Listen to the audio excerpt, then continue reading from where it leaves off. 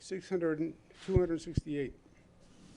A little bit of a reality check today, if we can, because these are dangerous times that we're in.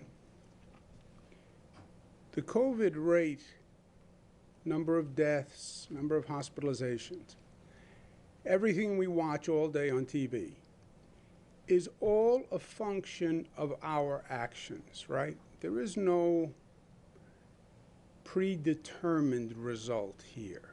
It is a result of our actions, period. You tell me what New Yorkers do today, I will tell you the infection rate tomorrow. It's a direct result. We are in a place now where there is a bad synergy. People are talking about Thanksgiving, what's going to happen by Thanksgiving. It's not just about Thanksgiving. There is a sense of COVID fatigue, they call it. We're social beings. We enjoy other beings. Isolation is depressing. COVID fatigue, I don't want to do this anymore. Well, there's a vaccine. It's over. There's a vaccine. Seize anything you can as a rationalization. There's a vaccine, we're going to get it in a few weeks, I don't have to worry about it. You put that together with the fact that the cases are already on the increase. And we are now coming into the high social season. Thanksgiving, Christmas, it's the high social season. Social activity goes way up in this season. That is a bad combination. And it is always the combination of events that creates the major issues. This is a toxic cocktail of dynamics and facts. First, we are already in a bad period. Before you get to Thanksgiving, we are already in a bad period. The last 3 weeks, the number of hospitalizations has gone from 1,200 to 2,700. That is a 122% increase. Okay? Factor that out for the next 3 weeks, same rate of increase we've had for the past 3 weeks. Factor out that rate of increase, okay? Forget Thanksgiving, forget everything else. Just factor out the current rate of increase. You know where we are in 3 weeks? 6,000 cases. Do you get that? 6,000 cases by the current rate of increase. That's before we go into 37 days of the highest socialization period of the year. If nothing else affects it, you go up to 6,000 cases if you don't get it down. But you're going into the period of high socialization. You put that rate of increase together with an additional increase from the high level of social activity, that is a dangerous situation. And that is exactly where we are going. And let's make sure we understand the facts.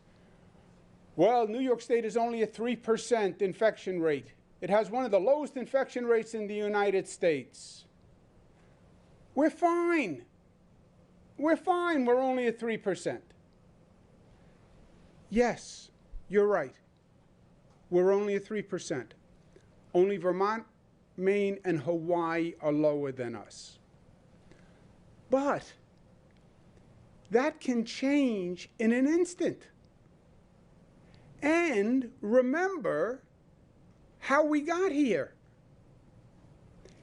It took a lot of effort and a lot of pain to get to this point. How quickly can we forget what we just went through several months ago? We went to 3%. We got down to 3% because we went through the New York Pause Plan, which had never been done before, required tremendous energy and effort and loss and pain. We were at a 50% infection rate. 50%. And we brought it down from 50% to 1% through a tremendous, unprecedented effort. How do you forget all the pain that we went through? And we have to remember that, because if we're not careful, we will go back there. Do you remember having such a loss of life that we overwhelmed the cemeteries and the funeral homes? And we were storing bodies in refrigerated trucks, literally, that we ran out of space. 800 people died on one day. 800 people died on one day. The emergency rooms and hospitals were like battle zones. We ran out of cemetery space, and in New York City, they were burying people on Hart Island. I mean, how do we not remember that? And how doesn't that chasten us and frighten us? It frightens me. I remember it like it was yesterday. Walking into the Javits Center, which looked like an emergency hospital after an apocalypse. It looked like it should be in a science fiction movie. Hundreds of cots lined up, one after the other after the other. I mean, that was just a few months ago. That's reality. That's what can happen. We work together. People were heroic. We go from 50% down to 1%. We brought the rate down, but you know what? We can bring the rate up. You can bring the rate up a lot easier than you brought the rate down. If our actions change, the rate will change. If the actions change, the rate will change. 3% positivity statewide, yes, but that's not relevant. That's not relevant. What's relevant is the variance in the infection rate, and what's relevant to you is the infection rate in your community. This state, the highest infection rate is 9.6. The lowest rate is 0.24. Those may as well be different states. They may as well be different countries, by the way. So the question is the infection rate in your community, where your family lives. And there is a wide variety. You look at New York City. Lenox Hill, 0.69. Lowest infection rate in New York City. Yes, but then you have 4% in Astoria. Just a couple of miles away as the crow flies. Brooklyn, 3.6. And then you have Staten Island. Elm Park, 5%. Great Kills, 5.45. Bay Terrace, 5.5. Pottenville, 5.8. That's what you need to know. Long Island, same thing. You go from 1% infection rate in Woodbury to almost 5% in Freeport. That's 5 times the infection rate. Suffolk, you go from 1% in Stony Brook to 5%, 5 times in Hampton Bays. Same thing all across the Hudson Valley. It's the infection rate in your community that matters. And that's why we talk about microclusters. We're looking at the state in terms of communities. You should look at the state in terms of your community. That's where you shop. That's where you say hello to your neighbor. That's where your kids play. That's who your kids play with. Influence your family's behavior and your community's behavior, and be a COVID change agent in your community. Fact 3. The vaccine is here. Happy days. A new therapeutic was just announced. Great. And by the way, it is great news. It is great news. You had an international competition among big pharma companies who could do the first vaccine. By the way, Pfizer, New York company. Regeneron, New York company. Great news. Well, the vaccine is here. The vaccine is going to save us. So I don't have to worry. It is going to be months and months and months before you hit a critical mass on the vaccination. I will wager anyone who wants to wager. It will be at least 6 months before you hit critical mass. The vaccine is not going to be here in time to stop an increasing infection rate. Fact 4, the numbers are going up. And I'll tell you how these numbers work, because these numbers have kept me awake for many, many, many nights. Positivity rate goes up. Then the hospitalization rate goes up. Then the number of people in intensive care goes up. Then the number of people in intubation goes up. And then the number of people who die goes up. That is what happens. People get infected. They go into the hospital. They go into the ICU. They're intubated. They die. The numbers are going up. Fact 5. We are threatened by everyone around us. All the surrounding states are higher than we are. They have a higher infection rate. Jersey's at over 5. I'm sorry, Jersey's over 7, Connecticut's over 5, Pennsylvania's over 11.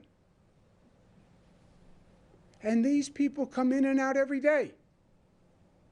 They work here, they socialize here, they're in the bar, they're in the restaurant every day. You see the reflection of the numbers in today's number. The microcluster areas, 4.4. Statewide without the microclusters, 2.7. With the microclusters, 3.8. That's 190,000 tests. We still test more than any state in the nation, so our data is more solid. 33 people passed away. Hospitalizations up 162. And then the ICUs go up, 43. Then the intubations go up. And then the death number goes up. That is what is happening. Those are the facts. We have a number of announcements of yellow zones, orange zones, red zones. Remember what they are. Yellow zone in New York City is 2.5, reduces house of worships, gatherings. Orange zone reduces mass gatherings more. Businesses close, high risk in an orange zone. Schools close to clean and test, and then can reopen if they test and the positivity rate is low. Red zone reduces house of worship to 25%. Mass gatherings prohibited. Businesses essential only. Dining takeout only. Schools close, but clean the school, test the school, reopen the school. All the leading thinkers now say K-8 should remain open because it's safer than the local community. Junior high is a different story. New York City, Upper Manhattan is going to become a yellow zone. Basically, the Washington Heights area is 3.3. Staten Island, part is a yellow zone, part is an orange zone. You see in Staten Island, Tottenville, 5.89, Great Kills, 5.5, yellow zone, West Brighton, Mariners Cove, Elm Park, etc. Staten Island is a problem. The number of hospitalizations in Staten Island have gone, over the last 3 weeks, they've basically tripled, 33 to 91. It's a consequence of action.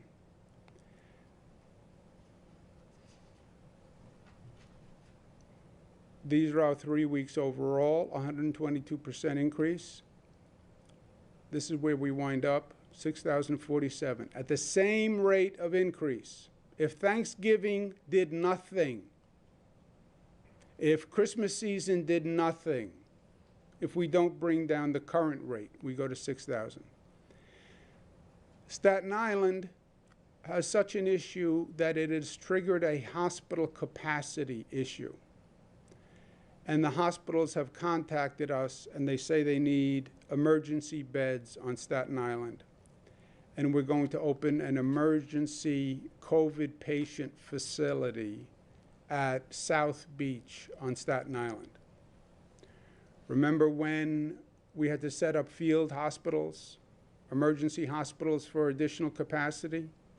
Well, that's what we have to do on Staten Island. Long Island, Hampton Bays is a yellow district at 5. Suffolk, Riverhead is a yellow zone.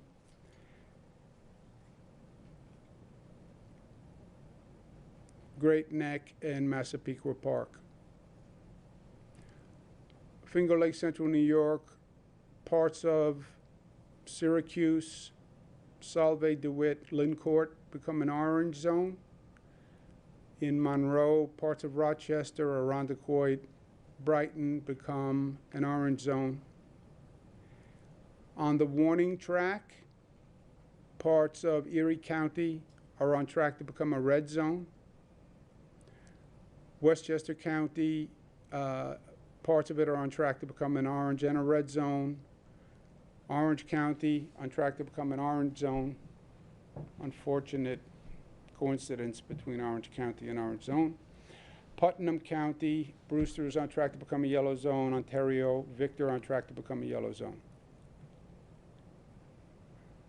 This is my last point. Thanksgiving, this is my personal opinion. So it's worth what you pay for it. Since you don't pay for it, it's worth nothing. This is not a normal Thanksgiving. It's just not a normal Thanksgiving, despite the commercialization. I'm sitting there last night, I'm watching television. All these commercials. Thanksgiving is coming, here's Thanksgiving. 20 people around the table, everybody drinking, passing turkey, laughing, kissing, hugging. Yeah. All beautiful pictures of Thanksgiving in the storybook setting, the way we wish it could be. Those commercials have nothing to do with what this Thanksgiving should be. Because those commercials are selling cranberry sauce, and they're selling liquor, and they're selling turkey stuffing. So they're trying to say, this should be a normal Thanksgiving, buy our product. I understand that. This is not a normal Thanksgiving. My daughter Mariah calls. You know Mariah. She's in Chicago. And she calls, and very calmly, we have a very rational conversation. She says she talked to the doctors. It would be risky for her to come home for Thanksgiving. She's in Chicago. Why? Well, they say even if I get a test, I have to get it on an airplane. An airplane is risky. I have to go through the airport. The airport is risky. It's such a time now where I can actually test negative, but have the virus, but the antibodies haven't shown yet, which is true. This is a lag. So she said, I'm not going to come home for Thanksgiving because it's unsafe. And we talked through alternatives. I said, look, I'll get in the car, I'll come and I'll pick you up. She said, that doesn't make sense. Then we're in a car together for 10 hours, and then I'm there anywhere, it can affect someone else. So we go through all the logic. We decide she's not going to come home for Thanksgiving. And then she starts to cry. And she said, I feel so bad. I feel isolated. I feel trapped. I feel like I was looking forward to seeing you, and I can't get there. And those of you who have children know when your child cries, it kills you, right? You feel pain worse than they feel pain. I hang up the phone. I'm talking to my other daughter, Michaela. I said, boy, Mariah's upset. I don't know what to do. I don't know how to do it. Michaela, who's the baby, but the baby sort of watches everybody else and sometimes has an insight on wisdom. She said, well, this is not a normal Thanksgiving. This is a special Thanksgiving. This is better than a normal Thanksgiving because it's more powerful and it's more meaningful. And it's not just about the commercialization and the trappings. Let's think about what Thanksgiving really means and really should mean when we say we give thanks. Because this is a year when we really should be thankful. And she's right. This Thanksgiving is more special than most Thanksgiving. It has a deeper meaning. This has been a horrific year where we have seen the worst in a generation. And we've also seen the best in a generation. And let's think of Thanksgiving as a time to, yes, really give thanks to the people who really did phenomenal things this year. Those doctors and nurses who were just amazing, all the essential workers, all the neighbors who went out and shopped for their neighbor and helped them out, all the senior citizens who had the worst year, who couldn't see their family, who were in nursing homes with no visitation, who were scared for themselves because they were the #1 targets for COVID. Every person who wears a mask. Be thankful for them that they care enough to do it. Every restaurant owner, business owner, bar owner who lived by the rules and who suffered economically to keep their business open, every police officer, every EMS worker, every bus driver and train operator who had to stand there with hundreds of people walking past them all through COVID. Every reporter who goes out there to cover the story, to tell people the truth. Those National Guard people. I remember looking at the National Guard when we were setting up the Javits Center. And I saw fear in their eyes. It was like a stage from a movie. It was so frightening, with all green uniforms, green trucks, Army rations, Army nurses. It was frightening. They were scared. But you know what? They were there. They were there. They didn't call in sick. They showed up. Think about all the people who left their homes every day so that we could stay at home. Think about what I was saying to people every day. It's dangerous. Stay home. I'm not kidding. Stay home. But not you, essential worker. You have to show up, and you have to leave your house so everybody else can stay home. What a beautiful gesture. Be thankful for that. How about the thousands of families who this Thanksgiving know the person who's not there? because thousands and thousands of families lost someone. Why don't we really honor that this Thanksgiving? And saying, yes, we're going to be alone physically, but we are spiritually together, celebrating in a way that is even deeper than just the proximate location of sitting next to someone. Yeah, Mariah's going to be in Chicago. But you know what? The feeling of this Thanksgiving and my love for her and her gesture and the way she helped me this year and the way she helped other New Yorkers, she did the Mask Up campaign. The fact that she cares enough not to come home was such a beautiful gesture of love. Thank you, Mariah, for thinking more of me than yourself and not coming home. We have to think of Thanksgiving that way. It's not that table. You're giving thanks and honoring your global family and the family of New York and everything that we did together this year. That's what we're thanking. That's what New York tough, smart, united, disciplined, and loving means for this Thanksgiving. It's not a normal Thanksgiving. It's not the traditional Thanksgiving. It's better than that. It's deeper than that.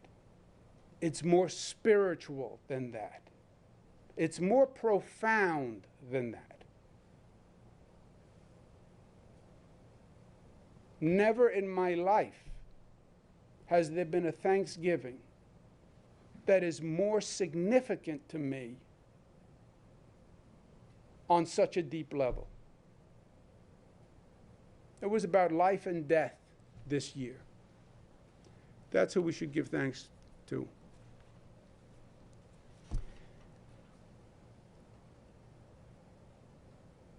One unrelated point. We finished cashless tolling all across the New York State Thruway, 527 miles. Today, we are opening a new road that connects the Triborough RFK Bridge with the Harlem River Drive. Should have been done decades ago. Will reduce the traffic on the Triborough, and it's in place 1 month earlier. So I give thanks to the construction workers who showed up and did the work all during COVID, because I insisted that the state keep moving. So I thank them also. But it's a big deal. My father used to complain that this was one of the really dumb traffic patterns in New York City. But my father complained about a lot of dumb traffic patterns in New York City. But I remember this one. Questions? Can you tell us about the facility on Staten Island? How many beds and how quickly will that be up and running? Who knows? Gareth, Rob? This was a facility that we had actually was open in the spring. It's right next to the Staten Island University Hospital, which is operated by Northwell. So it was open in the spring. I think we had just over 100 patients there at the time. This is actually a new state. It's an OPWDD/OMH facility that was actually during Hurricane Sandy was destroyed and has been rebuilt. It never opened up again to OMH residents. So we opened it up as a temporary hospital in the early spring, and it's right across from the Northwell Hospital on Staten Island. So is it only 100 beds, or is there more capacity? There's more capacity. That's what there was in there last time. I think they only had 2 floors last time, but there is more capacity if needed. We set up a number of emergency facilities in the spring. Thank God we didn't need them. Javits, we did use for about 2,000 people. This was a planned emergency facility in the spring. We didn't use it. Now we need it. Have you spoken to Joe Biden about what he can do about congestion pricing once he starts as president from day one? No, we've not had the conversation, just because the conversation hasn't gotten to that level of detail. I'm sure he doesn't know about DOT. We have a lot of DOT issues. MTA, congestion pricing plan, is one of a long list of issues with Department of Transportation.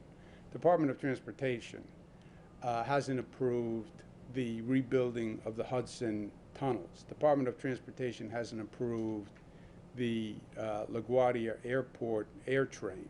Department of Transportation hasn't funded Second Avenue subway, while every other federal DOT has. And the federal government hasn't approved the congestion pricing plan. So it's a long list. How important on the list is congestion pricing? They're all important. Governor, in the spring, we had problems with supplies and staffing, and you talked a lot about nurses from other places. Those folks are not available now. What concerns do you have about staffing and supplies, and where do things stand now, specifically on Staten Island and the city in general and the state? Supplies, we had, the spring was a case of first impression, right? Nobody knew where we were, and we were improvising every step of the way.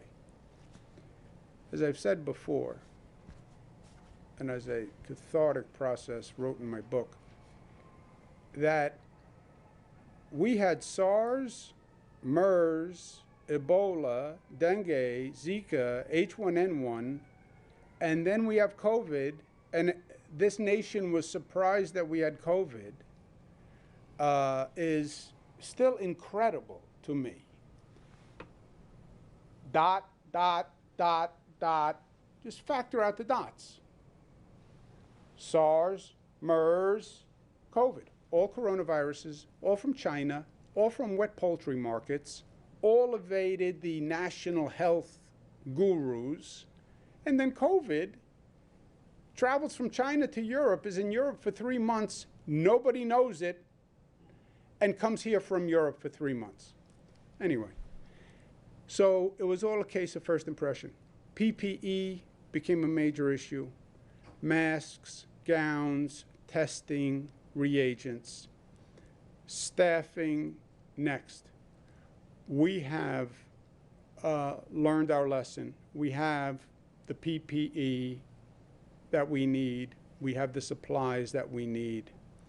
We have the surge capacity now in the hospital system. We're using it on Staten Island. This is surge capacity, which we never used in the spring, but now we need to use it on Staten Island. Did we ever fill Staten Island in the spring?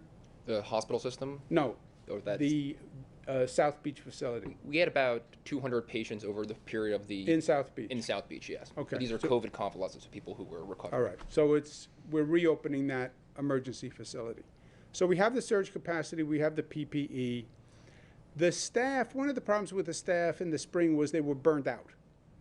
They were working 7 days a week, and they were burned out. And they were sick. We've identified additional staff people who can work, but we don't foresee that dire logistical crisis that we had in the spring. What you can't deny is hospitalization goes up to 6,000. Hospitalization is a nice way of saying more people die, right? More people die. We had 1,000 people in the hospital 3 weeks ago. 3 weeks from today, we can have 6,000 people in the hospitals. 3 weeks ago, death rate was about 10, 15. Today it's about 33. If you're at 6,000, you could be back in over 100 deaths. Governor, can you clarify how schools can test out once they're closed in an orange? You said they can test out and reopen, but what's the threshold there for a school? Do they have to have, what's the specific testing rate? And along those lines, how quickly could schools in New York City reopen if they do adapt that test? Yeah. Remember, Andrew, we did this 2 weeks ago. We had the Brooklyn zone. Brooklyn went to a red zone, I think it was, and Queens went to an orange or a red zone. But schools closed in those zones, And what did they do? They closed for 4 days, cleaned the schools, test the students. Any negative student can return, positive student can't return. And then 25% of the student population is tested once a week. And on that basis, the school reopens, which happened in Brooklyn. For some schools, not all schools. In this case, because of the mayor's 3% threshold, is it a case of them needing to just renegotiate the threshold, then put in the testing protocol, and they can reopen in a matter of days? No. Apples and oranges, okay? Are you coordinating with Mayor de Blasio, though, about his phased reopening? Because Yes. I feel like there's been a lot Yes. of... No, there hasn't been. Let's just be clear because there are facts, okay? So let's just know the facts. Education, and we did this yesterday, but not everybody was here because you don't work Sundays. I work Sundays because I get overtime on Sundays. Time and a half, actually. The education has historically been a locally controlled issue. And local governments are very proprietary about education. You get outside of New York City, you go to buy a house in the suburbs upstate. You don't say to the real estate broker, I want to buy a house in Mount Kisco. You say, I want to buy a house in the Chappaqua School District. I want to buy a house in the Scarsdale School District. So the school district, school board elections, school superintendents, it's a very intense. They wanted local control over the schools, which is what normally happens, subject to state regulation always. 700 local school districts. I said, this is what we'll do. You have local control up to 3%. When 3% happens, the state law takes over. But up to 3%, it's up to you. So some school districts have hybrid, some open, some closed, some do remote, some do a combination, whatever the parents wanted. The one thing I insisted on was I said, consult the parents and the teachers. I don't want the school superintendent to make a decision and then the parents say, that's a crazy decision. I'm not sending my students, my children. So up to 3 is up to them. Once it hits 3 on the state's numbers, because local governments have different numbers, once it hits 3 on the state number, now it triggers orange zone. Above 3 is red zone. Once it triggers orange zone at 3, state law kicks in. And state law is the school closes, I believe it's 4 days. 4 days, clean the school, you can test and reopen. You have to test every student on the way back in. If a student is negative, they come in. If a student is positive, they can't come in, and then you test 25% of the population. Under 3%, if it's not in an orange zone school, it's totally up to the local government. Governor, Excuse me a second. Over 3%, it's not a union negotiation. I'm not negotiating with the teachers union. Mike Mulgrew is the New York City Teachers Union. You then have local teachers unions all across the state. The way you have a Mike Mulgrew, there's an Andy Pallotta who's the head of the statewide, and then there's Rochester teachers and Buffalo teachers and Nassau teachers and Suffolk teachers, multiple unions. The same rule applies to all at 3%. This is what happens. Bing, one rule, one law across the state. Under 3, it's up to that local school district, it's up to the city. Governor, Is that clear? On Thanksgiving, Yes, the sir. 10-person rule, upstate law enforcement and upstate politicians have said it's either impossible to enforce, or we refuse to enforce it. How do you react? How do you enforce the 10-person rule? Also, congratulations on the International Emmy. Your reaction to that as well, please. Thank you. Let me write this down because those are two different things. Yes. That's the underlying point of this discussion.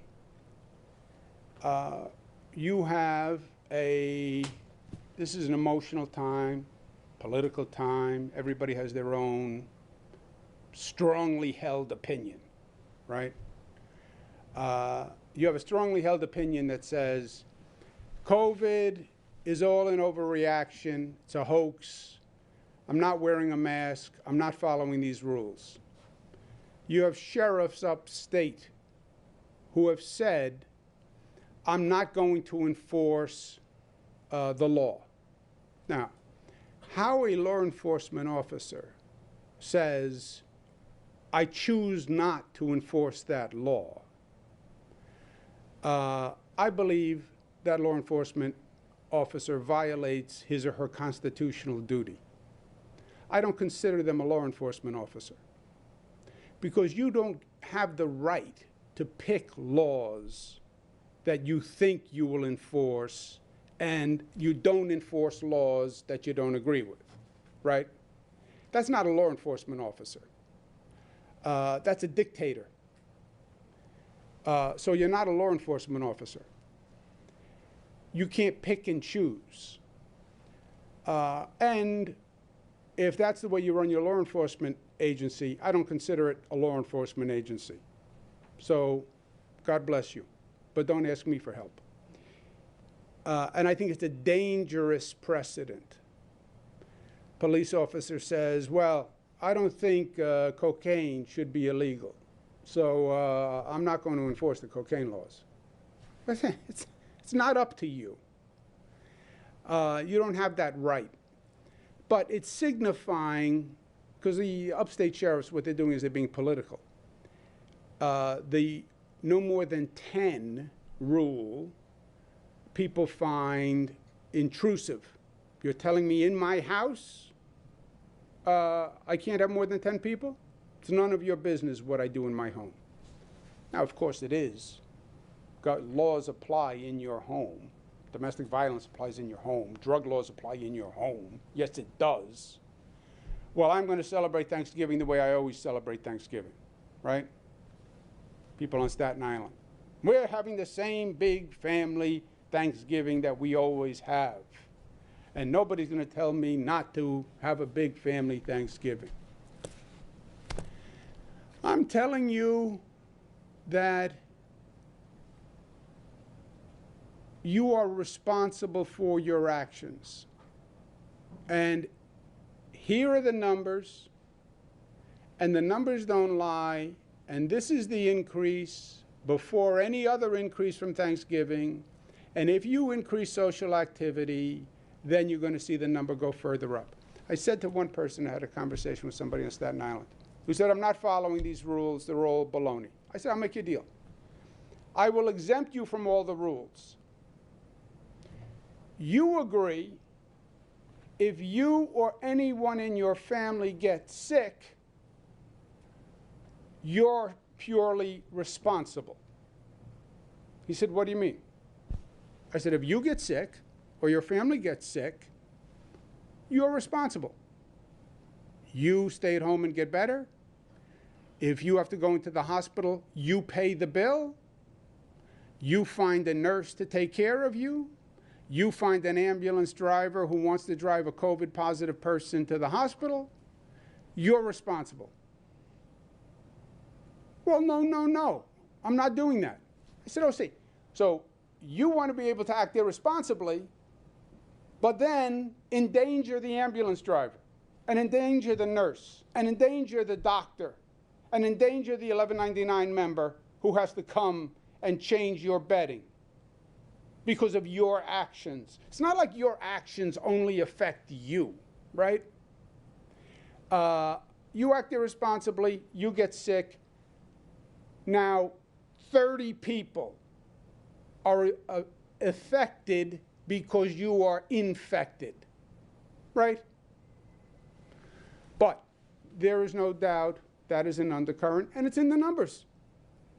The numbers are reflecting the behavior.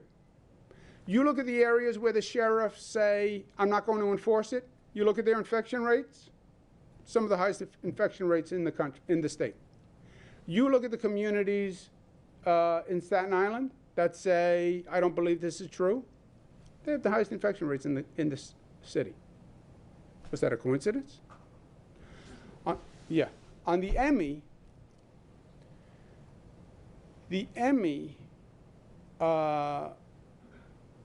when I first heard, I was flattered by it, but then I looked into it a little bit.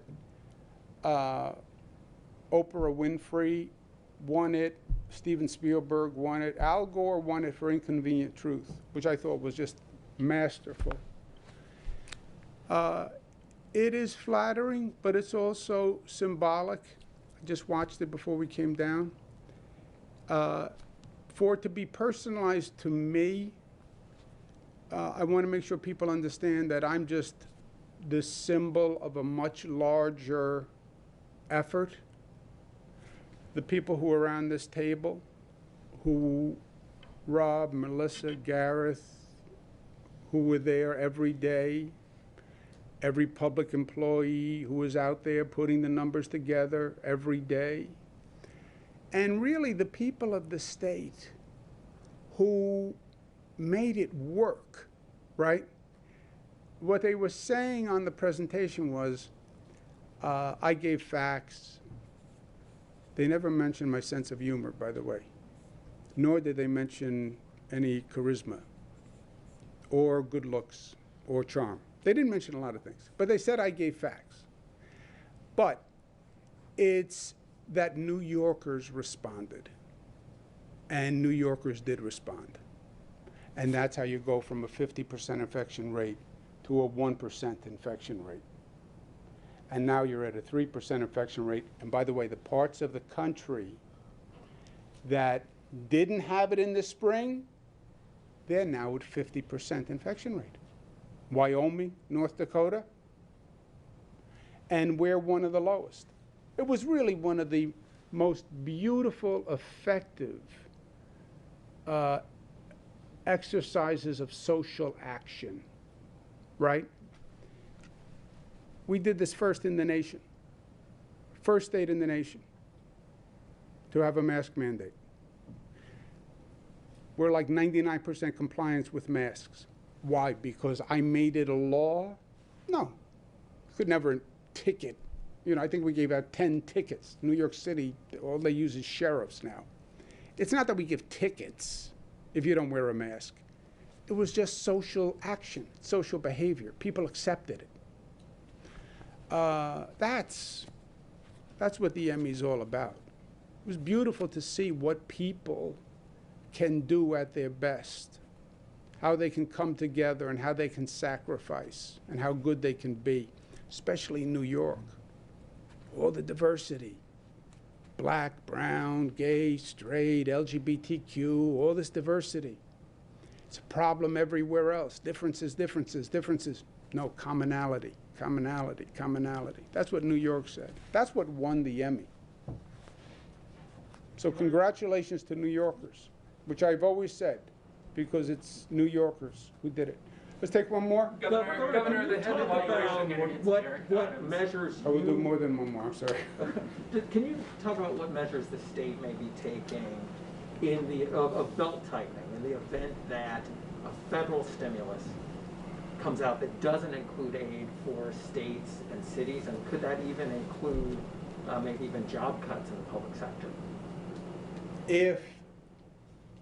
If the federal government does not provide relief, state and local aid, belt tightening, it would be going from a 42 to a 29, okay, to stick with your analogy. I don't really know the relevance of that, but it sounds good. 44 to a 29 waste. You would have to do tax increases, government cuts and borrow and layoffs, and you would still have a long-term issue. You'd have to do all of the above. Let's say the number's about 50 billion. Go to the highest income tax in the United States of America. How much do you think it makes us? $1.5 billion, 2 billion tops. Highest income tax in America. We're second highest now. We'd go higher than California. 2 billion tops. Okay. Now you need another 48 billion. So you'd have to do all of the above. To put it another way, just how vital is that stimulus? Oxygen. It's oxygen. I had all the governors on the phone. I'm chairman of the National Governors Association. It's every state. And also, there's a broader point. One of the governors said, he was exactly right. We were briefing Joe Biden.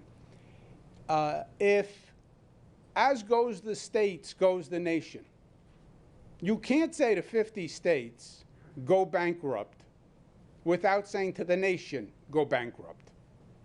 It's a problem for every state. If they don't fund the states, I think you'll see a national recession. And do you really want me to lay off essential workers? You know who the essential workers are?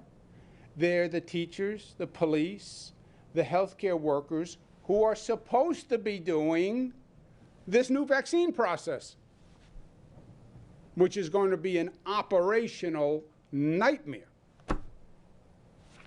Governor, speaking of the vaccine, Operation Warp Speed, the head of it said that a vaccine could be ready as soon as December 11th for distribution. What is the status of state efforts? And has any thought been given to this idea of prioritizing vaccinations for people who are most at risk of spreading the virus compared to purely based on medical vulnerabilities? The prioritizations are done by medical personnel. You raise an interesting point. I don't know how you would determine. Well, you probably are hitting the same class. If you're doing healthcare workers and essential workers, you're doing people who are coming in contact with the largest number of people, right? Essential workers are coming in contact with the people, with the public. The current plan would just prioritize the frontline workers, not necessarily an essential worker at Starbucks or something who might see lots of people, right? Well, it depends on what, you know, the first plan, the outline of the plan, the big question is how much product, how quickly, you know. Are you going to be getting 1 million doses a month? Are you getting 500,000 doses per month?